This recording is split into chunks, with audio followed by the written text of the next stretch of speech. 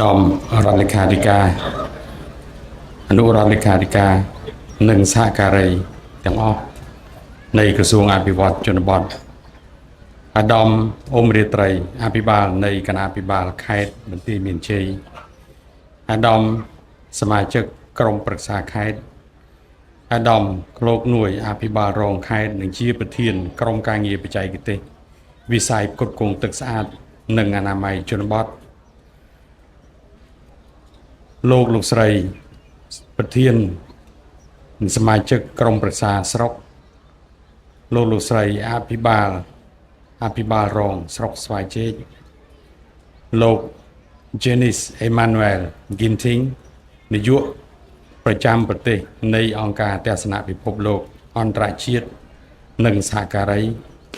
តំណាងដៃគូអភិវឌ្ឍអង្គការអន្តរជាតិនិងអង្គការជាតិអាដាមសនីតំណាងកងកម្លាំងប្រដាប់អាវុធទាំង3ប្រភេទលោកស្រីប្រធានអនុប្រធានមន្ទីរអភិវឌ្ឍជនបទខេត្តនិងមន្ត្រីរាជការទាំងអស់លោកស្រីប្រធានអនុប្រធានមន្ទីរជុំវិញខេត្តតំណាងសហគមន៍ទឹកស្អាតតំណាងគណៈកម្មការទឹកស្អាតអាជ្ញាធរមូលដ្ឋានគ្រប់លំដាប់ថ្នាក់លោកគ្រូអ្នកគ្រូក្មួយសិស្សានុសិស្សភ្ញៀវកិត្តិយសជាតិអន្តរជាតិនិងអង្គពិធីទាំងមូលជាទីមេត្រីជាទីស្រឡាញ់រាប់អានថ្ងៃនេះយើងទាំងអស់គ្នាពិតជាមានសេចក្តីសោមនស្សរីករាយក្រៃលែងដែលបានចូលរួមនៅក្នុងពិធីសម្ពោធដាក់ឲ្យប្រើប្រាស់ស្ថានីយ៍ទឹកសហគមន៍ចំនួន29កន្លែងដែលឧបត្ថម្ភគាំទ្រដោយអង្គការទស្សនពិភពលោកដែលមានទីតាំងស្ថិតនៅក្នុងខេត្តបន្ទាយមានជ័យយើងនេះសូមព្រះអង្គពិធីអបអរសាទរក្នុងនាមថ្នាក់ដឹកនាំក្រសួងអភិវឌ្ឍជនបទនិងក្នុងនាមខ្លួនខ្ញុំផ្ទាល់ខ្ញុំសូមសម្ដែងការអបអរសាទរដោយស្មោះជូនចំពោះប្រជាពលរដ្ឋនៅទូទាំងខេត្តបន្ទាយមានជ័យដែលទទួលបាននៅសមិទ្ធផលថ្មីបន្ថែមទៀតសម្រាប់បម្រើដល់សេចក្តីត្រូវការប្រចាំថ្ងៃខ្ញុំសូមអរគុណយ៉ាងជ្រាលជ្រៅចំពោះអាដាមលោកជំទាវលោកស្រីមន្ត្រីរាជការអាជ្ញាធរគ្រប់លំដាប់ថ្នាក់ភ្ញៀវកិត្តិយសជាតិអន្តរជាតិនិងប្រជាពលរដ្ឋទាំងអស់ដែលបានអញ្ជើញចូលរួមនៅក្នុងពិធីដ៏មានអត្ថន័យនាពេលនេះដែលបង្ហាញអំពីការយកចិត្តទុកដាក់លើការផ្គត់ផ្គង់ទឹកស្អាតនិងបានធ្វើឲ្យពិធីនេះកាន់តែមានភាពអធិកអធមបន្ថែមទៀតពិធីដ៏ប្រពៃថ្លៃថ្លានាពេលនេះប្រព្រឹត្តទៅស្របពេលដែលប្រជាជនកម្ពុជាកំពុងរស់នៅក្នុងសង្គមមួយពោពេញទៅដោយសុខសន្តិភាពវិបុលភាពសុភមង្គលមានសិទ្ធិសេរីភាពនិងការអភិវឌ្ឍលើគ្រប់វិស័យក្រោមម្លប់ដ៏ត្រជាក់នៃសន្តិភាពដែលកើតចេញពីការលះបង់ដ៏ធំធេងនិងការខិតខំប្រឹងប្រែងឥតឈប់ឈរដើម្បីជាតិនិងប្រជាជនដោយយកជីវិតធ្វើជាដើមទុនរបស់សម្ដេចអគ្គមហាសេនាបតីតេជោហ៊ុនសែនជាបិតាសន្តិភាពនៃកម្ពុជាព្រមទាំងវីរៈជនស្នេហាជាតិជាច្រើនរូបទៀតហើយអនុញ្ញាតឲ្យខ្ញុំយកឱកាសនេះដើម្បីអរគុណសន្តិភាពអរគុណនយោបាយឈ្នះដឹងគុណស្ថាបនិកមគ្គុទ្ទេសក៍ឯកនិងប្រតិបត្តិការនយោបាយឈ្នះដែលនាំមកនៅសន្តិភាពនិងឯកភាពជាតិពេញលេញយើងខ្ញុំសូមបួងសួងដល់វត្ថុស័ក្តិសិទ្ធិក្នុងលោកទេវតាថែរក្សាទឹកដីនៃព្រះរាជាណាចក្រកម្ពុជាសូមប្រោះព្រំប្រទានពរជ័យសិរីមង្គលគ្រប់ប្រការជូនស្ថាបនិកមគ្គុទ្ទេសក៍ឯកនៃសន្តិភាពនិងប្រតិបត្តិការនយោបាយឈ្នះសូមប្រកបនៅកម្លាំងពលំខ្លាំងក្លាប្រាជ្ញាជ្រះវៃនិងនៅជាម្លប់ដ៏ត្រជាក់សម្រាប់ប្រជាជនកម្ពុជាតរៀងទៅក្នុងឱកាសដ៏វិសេសវិសាលថ្លៃថ្លានេះផងដែរអនុញ្ញាតឲ្យខ្ញុំពំនាំនៅការផ្ដាំផ្ញើសួរសុខទុក្ខ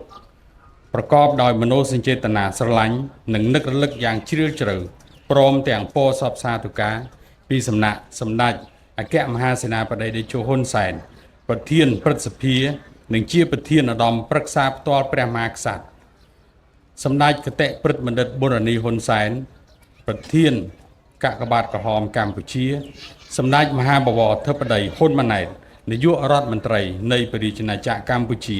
និងលោកជំទាវបណ្ឌិតពេជ្រច័ន្ទមនីហ៊ុនម៉ាណែត ជូនចំពោះអាដាមលោកជំទាវលោកស្រី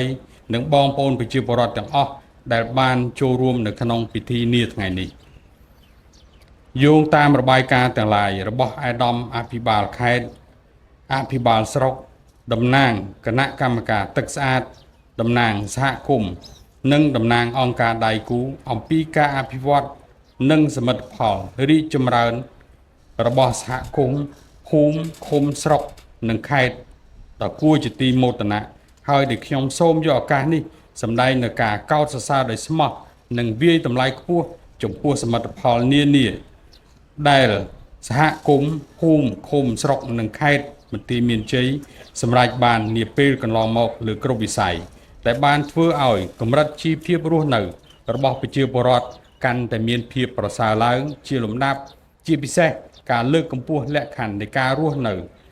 ដោយប្រជាពលរដ្ឋនៅតំបន់ជនបទនៃខេត្តបន្ទាយមានជ័យយើងនេះមានទឹកសម្រាប់ប្រើប្រាស់គ្រប់គ្រាន់និងបានផ្លាស់ប្ដូរទម្លាប់ពីការផឹកទឹកគ្មានសុវត្ថិភាពមកទទួលទានទឹកស្អាតនិងអនាម័យនិងមានរបៀបរស់នៅប្រកបដោយភាពស៊ីវិល័យនេះគឺជាមោទនភាពយ៉ាងធំធេងដែលខ្ញុំក៏សូមយកឱកាសនេះដើម្បីធ្វើការអបអរសាទរក្រៃលែងជាថ្មីម្ដងទៀតព្រឹកមិញនេះខ្ញុំបាន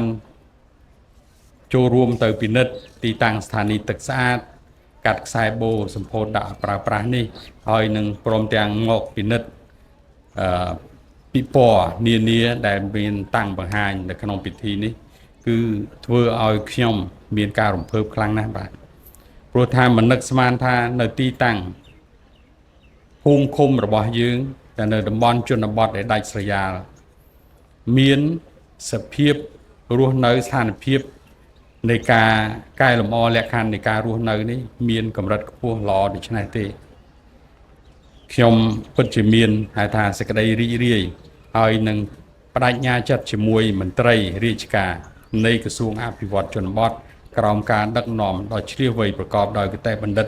របស់សម្ដេចមហាបវរធិបតីហ៊ុនម៉ាណែតគឺពិតជានឹងខិតខំបន្ថែមទៀតដើម្បីធ្វើយ៉ាងណាបន្តអភិវឌ្ឍនៅក្រៅមលុបសន្តិភាពនេះឲ្យខេត្តបន្ទាយមានជ័យនិងជាពិសេសនៅភូមិឃុំរបស់យើងនេះឲ្យកាន់តែរីកចម្រើនបន្ថែមទៀតរាជរដ្ឋាភិបាលនីតិកាលទី7នៃរដ្ឋសភាក្រោមការដឹកនាំឈ្លាសវៃប្រកបដោយគតិបណ្ឌិត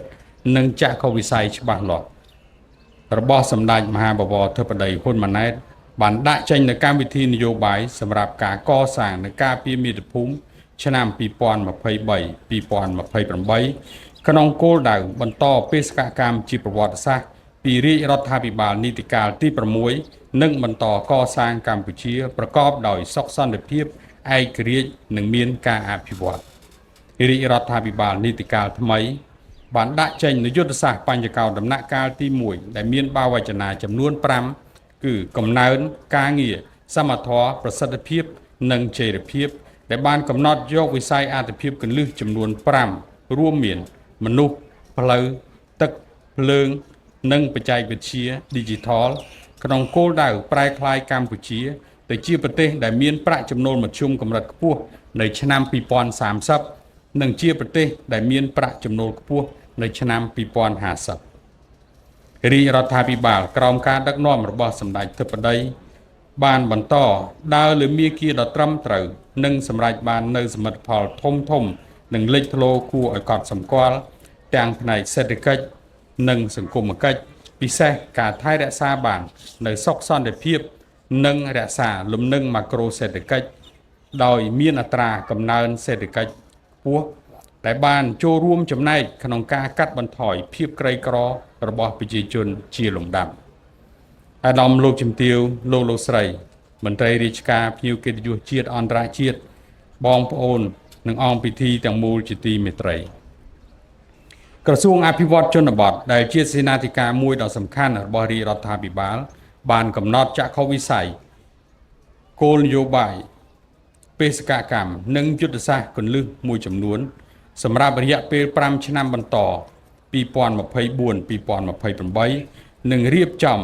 រចនាសម្ព័ន្ធកម្មវិធីអាទិភាពចំនួន5រួមមានទី1 អភិវឌ្ឍហេដ្ឋារចនាសម្ព័ន្ធរូបវន្តនិងគមនាគមន៍ជនបទប្រកបដោយភាពធន់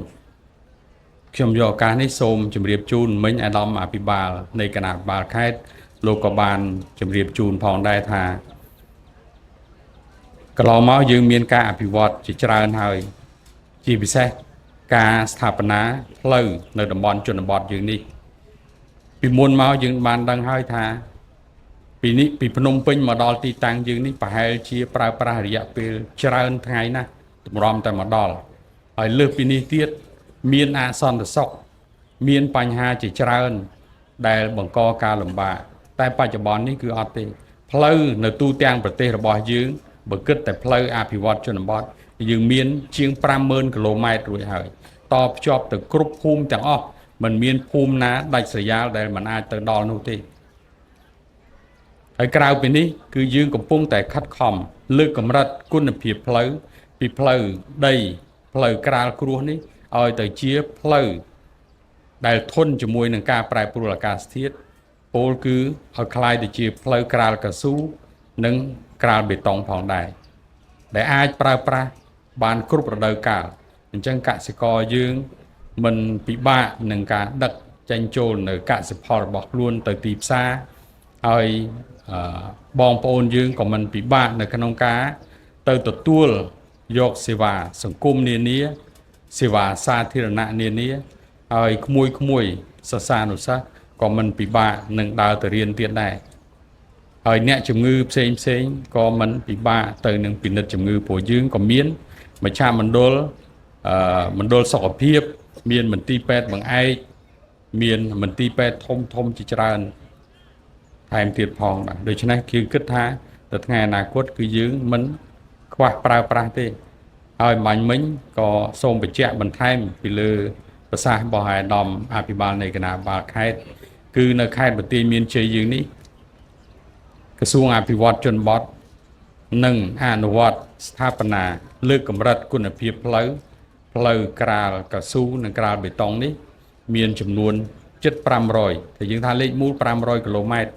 សម្រាប់ពីរយៈពេលនេះទៅដល់ចុងអាណត្តិនេះតែម្ដង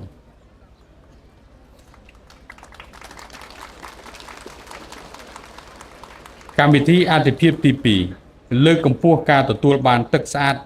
និងអនាម័យបរិស្ថានជនបទក្នុងចំណុចនេះក៏ខ្ញុំសូមបញ្ជាក់បន្ថែមទៀតដែរមិញនេះអាដាមអាបាលនៃគណៈបាលខេត្តលោកបានមានប្រសាសន៍ស្រាប់ហើយលោក Janice Emmanuel Ginting តំណាងអង្គការ World Vision ក៏បាន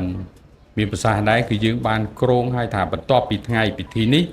ថ្ងៃនេះយើងទទួលបានទឹកស្អាត29ស្ថានីយ៍នៅភូមិឃុំនិងស្រុករបស់យើងនេះប៉ុន្តែថ្ងៃទី1ខែក្រោយនេះគឺយើងនឹងទទួលបាននៅពានរង្វាន់មួយទៀតគឺការទទួលស្គាល់បញ្ចប់ការបន្តបង់ពាសវាលពាសកាលនៅទូទាំងខេត្តតែម្ដងអញ្ចឹងក៏ខ្ញុំសូមអបអរសាទរទុកឲ្យថ្ងៃនោះយើងជួបជុំគ្នាម្ដងទៀតបាទព្រោះនេះគឺសំខាន់ណាស់បាទកាលណាយើងបញ្ចប់ការបន្តបង់ពាសវាលពាសកាលយើងមានទឹកស្អាតពិសាអញ្ចឹងមានអនាម័យការអប់រំល្អរស់នៅមានអរិយាប័ត្រនិងអនាម័យល្អបន្ថែមទៀតប្រកាសហើយថាយើងនឹងមានសុខភាពល្អយើងនឹងមានអាយុវែងទាំងអស់គ្នាហ្នឹងបាទហើយជាពិសេសក្មួយសិស្សានុសិស្សប្រកាសហើយថានឹងទទួលបាននៅថាភាពឆ្លាតវៃដែលទទួលបានពីអនាម័យហើយនឹងទទួលទានសិក្សាគឺ IQ របស់យើងណាបាទហើយយើងឃើញហើយកុមារឥឡូវឆ្លាតណាស់អញ្ចឹងគឺយើងនឹងបង្កើនមូលធនមនុស្សសម្រាប់ប្រទេសកម្ពុជាហើយដែលអាចសម្រេចបានគោលដៅឆ្នាំ2050ដោយអ្វីដែលយើងបានគ្រោងទុក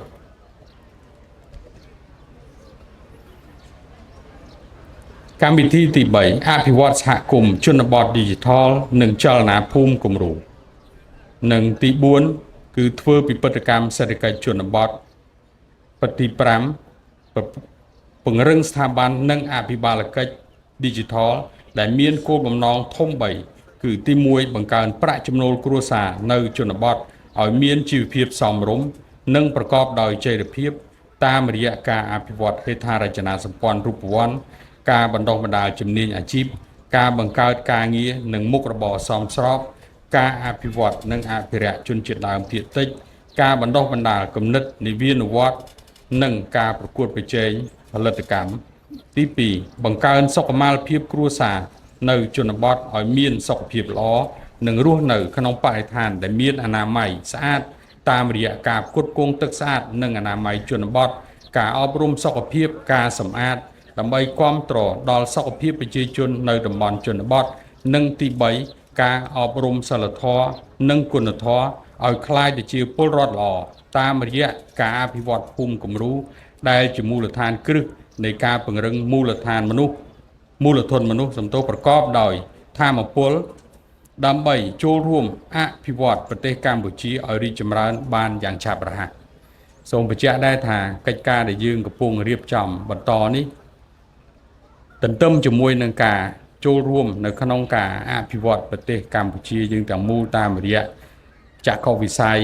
នៃការអភិវឌ្ឍជនបទព្រមទាំងយុទ្ធសាស្ត្រទាំង5របស់ក្រសួងអភិវឌ្ឍជនបទដែលខ្ញុំបានជម្រាបជូនហើយនេះយើងក៏មានយុទ្ធសាស្ត្របន្ថែមទៀតនោះគឺការអភិវឌ្ឍភូមិគំរូនេះឯងនៅទីនេះគឺយើងនៅខេត្តរបស់យើងដូចជាមាន12ភូមិគំរូសន្តិភាពរួចហើយដែលកំពុងតែអនុវត្តគម្រោងភូមិគំរូសន្តិភាពដែលប្រែក្លាយតំបន់ដែលអតីតជាសមរភូមិក្លាយទៅជាតំបន់ដែលមានសន្តិភាពហើយមានការអភិវឌ្ឍថែមទៀតផងហើយក្នុងឆ្នាំ2025នេះគឺយើងគ្រោងអនុវត្តភូមិគំរូចំនួន2ភូមិទៀតដែរក្នុងមួយខេត្តអញ្ចឹងនៅក្នុងខេត្តបន្ទាយមានជ័យយើងនេះគឺយើងគ្រោង2ភូមិទៀតផងដែរអញ្ចឹងយើងនឹងអនុវត្តកិច្ចការនេះទៅតាមផែនការដែលយើងបានគ្រោងទុកនេះឯងអាដាមលោកជំទាវលោកស្រីញៀវកិត្តិយសជាតិអន្តរជាតិនិងអង្គពិធីទាំងមូលជាទីមេត្រីវិស័យផ្គត់ផ្គង់ទឹកស្អាតជនបទនៅតែជាការងារអាទិភាពមួយដែលរាជរដ្ឋាភិបាលបាននឹងកំពុងបន្តយកចិត្តទុកដាក់ដោយបានកំណត់គោលដៅជំរុញអត្រាគ្របដណ្ដប់ផ្គត់ផ្គង់ទឹកស្អាតនិងអនាម័យជនបទឲ្យបាន 100% នៅឆ្នាំ2030ដែលស្របនឹងគោលដៅអភិវឌ្ឍប្រកបដោយចីរភាពរបស់អង្គការសហប្រជាជាតិឆ្នាំ2030ក្រសួងអភិវឌ្ឍជនបទដែលជាសេនាធិការរបស់រាជរដ្ឋាភិបាលបាននឹងកំពុងរួមចំណែកអនុវត្តគោលនយោបាយរបស់រាជរដ្ឋាភិបាលលើការងារលើកកម្ពស់ការផ្គត់ផ្គង់ទឹកជនបទដោយបានរៀបចំនៅផែនការយុទ្ធសាស្ត្រនិងផែនការសកម្មភាពជាតិស្តីពីការផ្គត់ផ្គង់ទឹកស្អាតការលើកកម្ពស់អនាម័យជនបទក៏ដូចជាបានដាក់ចេញនូវគោលការណ៍ណែនាំបទដ្ឋានគតិយុត្តរួមជាមួយនឹងយន្តការនានាដើម្បីឈានទៅសម្រេចតាមគោលដៅដែលបានកំណត់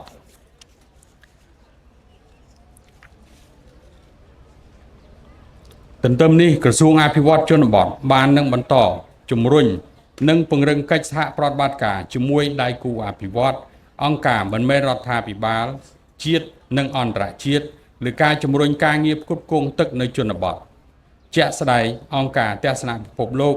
បានចុះកិច្ចព្រមព្រៀងសហប្រតិបត្តិការជាមួយក្រសួងអភិវឌ្ឍជនបទតាំងពីឆ្នាំ2010និងបានគាំទ្រយ៉ាងច្រើនទាំងផ្នែកធនធានហិរញ្ញវត្ថុនិងបច្ចេកទេសលើការផ្គត់ផ្គង់ទឹកស្អាតនិងលើកកម្ពស់អនាម័យជនបទតាមរបាយការណ៍និងមតិចូលរួមរបស់លោក Janice Emmanuel Ginting ប្រធានប្រចាំប្រទេសកម្ពុជានៃអង្គការទស្សនពិភពលោកបាញ់មិញនេះយើងក៏បានដឹងដែរថាសមិទ្ធផលជាច្រើនដែលអង្គការទស្សនពិភពលោកបានចូលរួមជាមួយរាជរដ្ឋាភិបាលហើយដែលជាពិសេសនៅក្នុងខេត្តបន្ទាយមានជ័យយើងនេះបានចំណាយថវិកាប្រមាណ7.2 លានថាលេខមូល$2 លានអញ្ចឹងថវិកានេះច្រើនណាស់បាទខ្ញុំក៏សូមយកឱកាសនេះថ្លែងអំណរគុណជាថ្មីម្ដងទៀតចំពោះអង្គការដៃគូអរគុណចំពោះអាជ្ញាធរគ្រប់លំដាប់ថ្នាក់អរគុណចំពោះបងប្អូនប្រជាពលរដ្ឋដែលបានរួមគ្នាសហការគ្នាក្នុងការយកចិត្តទុកដាក់អភិវឌ្ឍប្រព័ន្ធទឹកស្អាតបានជោគជ័យដោយអ្វីដែលមាននៅក្នុងរបាយការណ៍ជាបន្តបន្ទាប់កន្លងមកនេះខ្ញុំនឹកថាដោយសារពេលវេលាខ្ញុំនឹងមិនរាយរាប់បន្ថែមទៀតទេហើយម្យ៉ាងទៀតលោកប្រធានអង្គការ World Vision ក៏បាន ជំរាបជូនហើយដែរដូច្នេះយើងឃើញថាសមិទ្ធផលដែលបានចំណាយជិត2លានដុល្លារនេះក្នុងនាមក្រសួងអភិវឌ្ឍជនបទនិងក្នុងនាមប្រជាពលរដ្ឋទទួលផលនៅក្នុងតំបន់ជនបទខ្ញុំសូមសម្ដែងអំណរគុណយ៉ាងស្មោះស្ម័គ្រនិងជ្រាលជ្រៅចំពោះអង្គការទស្សនពិភពលោកដែលបានផ្ដល់កិច្ចសហការល្អនិងការគាំទ្រលើវិស័យអភិវឌ្ឍជនបទពិសេសការផ្គត់ផ្គង់ទឹកស្អាតនិងអនាម័យនៅតំបន់ជនបទនៃព្រះរាជាណាចក្រកម្ពុជាដែលឡែកចំពោះស្ថានីយ៍ចែកចាយទឹកតាមបណ្ដាញសហគមន៍ចំនួន29គាំទ្រដោយអង្គការទស្សនពិភពលោកដែលខេត្តបន្ទាយមានជ័យទទួលបាននាពេលនេះបានឆ្លុះបញ្ចាំងការចូលរួមចំណែកមិនអាចខ្វះបានពីដៃគូអភិវឌ្ឍនិងអង្គការមិនមែនរដ្ឋាភិបាលក្នុងការជំរុញការអភិវឌ្ឍជនបទនៅកម្ពុជាឲ្យកាន់តែរីកចម្រើនថែមទៀតបច្ចុប្បន្ននេះអត្រាគ្របដណ្ដប់ទឹកស្អាតនៅជាមូលដ្ឋាននៅក្នុងខេត្តបន្ទាយមានជ័យបានកើនដល់ប្រមាណ 73% និងទាមទារឲ្យមានការចូលរួមបន្ថែមទៀតដើម្បីសម្រេចឲ្យបានអត្រាគ្របដណ្ដប់ 100% នៅទូទាំងខេត្តដូច្នេះខ្ញុំសូមអំពាវនាវដល់គ្រប់ភាគីពាក់ព័ន្ធនានាទាំងអស់បន្តចូលរួមនិងសហការលើសកម្មភាពលើកកម្ពស់ការផ្គត់ផ្គង់ទឹកស្អាតក៏ដូចជាអនាម័យជនបទឲ្យកាន់តែប្រសើរឡើងថែមទៀតនិងសូមរក្សានៅនិរន្តរភាពឲ្យបានគង់វង្សយូរអង្វែងតទៅក្នុងន័យនេះក៏ខ្ញុំសូមអរគុណអាដាមអភិបាលខេត្តផងដែរដែលបានសំណូមពរនៅក្នុងរបាយការណ៍របស់អាដាមគឺសូមថាធ្វើម៉េចឲ្យបងប្អូនជួយថែទាំឲ្យមាននិរន្តរភាពពួកអង្គការមានរយៈពេលមួយថាគាត់បានស្ថាបនាឲ្យហើយផ្គត់ផ្គង់ឲ្យហើយអញ្ចឹងគាត់មិនអាចនៅបន្តជួយយើងរហូតបានទេអញ្ចឹងបន្ទាប់ពីគម្រោងនេះបញ្ចប់អង្គការទស្សនពិភពលោកនឹងបន្តទៅតាមសំណូមពរនៅកន្លែងផ្សេងទៀតបាទមិញអាដាមអាបាលខេត្តក៏បានសំណូមពរឲ្យទៅស្រុកអូជ្រៅស្រុកចិត្តនេះថែមទៀតដើម្បីឲ្យមានតុល្យភាពពួកពុំដូច្នោះទេគឺអាចស្រុកផ្សេងទៀតគេមាន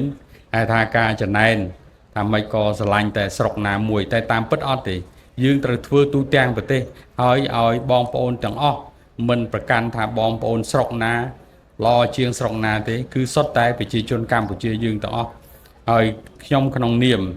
ថ្នាក់ដឹកនាំក្រសួងអភិវឌ្ឍជនបទនឹងខិតខំបន្តទៀតយកថាអស់សមត្ថភាពខិតខំប្រឹងប្រែងដើម្បីធ្វើយ៉ាងណាអភិវឌ្ឍហើយនឹងជួយបងប្អូនប្រជាពលរដ្ឋនៅតំបន់ជនបទនេះឲ្យទទួលបាននៅផលស្មើគ្នាឲ្យមានតុល្យភាពនៅគ្រប់តំបន់ទាំងអស់តែម្ដង